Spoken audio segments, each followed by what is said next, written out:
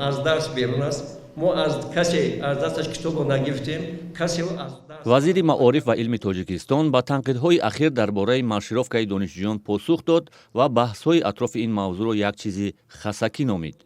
دهها دانشجوی دانشگاه‌های مقیم دوشنبه این شب و روز برای تجلیل از 30 سالگی استقلالیت در راهپیمایی‌ها مشق می‌کنند و این کار انتقاد زیادی را به میان آورده است.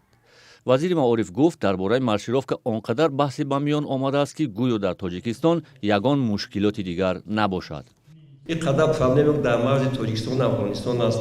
این قدر پرابلم هایی که در دیگر جاها است. اینا کسی نمیشنود، نمیبیند. بچه میاد یک ساعت مشق میکنه میرود. خیلی فرض کردیم پگاه میرود فوتبال بازی میکنند.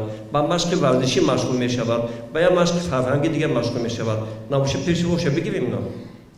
ولی بسیاری ها با موقع وزارت معارف راضی نیستند. جلب دانشجویان که به گفته محصلین در اکثر حالت مجبوری صورت میگیرد، انتقاد زیادی را به میان آورده است. فعالان شبکه‌های اجتماعی می‌نویسند تشکیل ازدحام در شرایط پاندمیای کرونا ویروس خوفناک است چون می‌تواند پنشوی بیماری کووید 19 را تیزاند. خودی مسئله خیلی کلان است. مسئله البته خستگی اونطوری که میگه نیست. جواب وزیر میشود گفت خستگی است.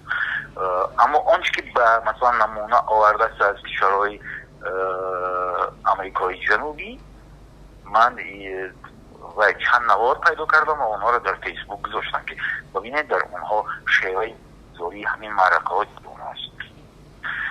یعنی این نمونه موفق نیست.